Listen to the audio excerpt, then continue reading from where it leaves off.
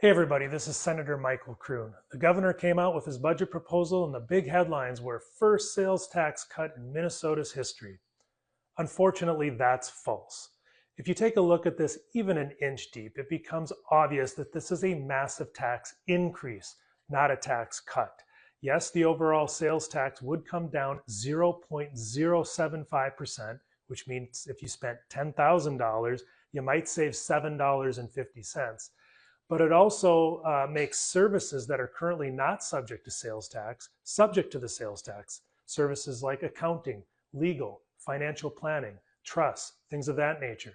And when you add those into the equation, this becomes a net tax increase of $205.2 million this biennium and $261.1 million in the next biennium for a total tax increase of $466 million.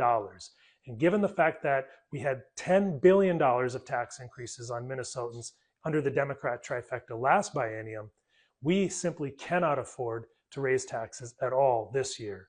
So this is an absolute non-starter.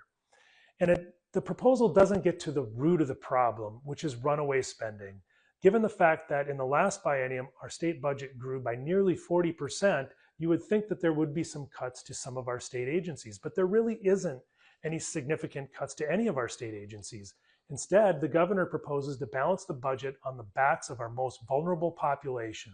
For example, he proposes cuts to special education transportation or disability services for low-income residents, or cuts to our long-term care facilities, which is a real slap in the face to all Minnesota seniors.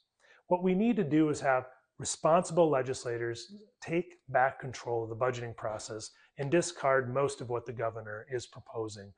We need to work across the aisle in a bipartisan manner and come up with solutions that work for all Minnesotans. And I look forward to being part of that process. Again, this is Senator Michael Kroon. If you have any questions, feel free to reach out. Thanks.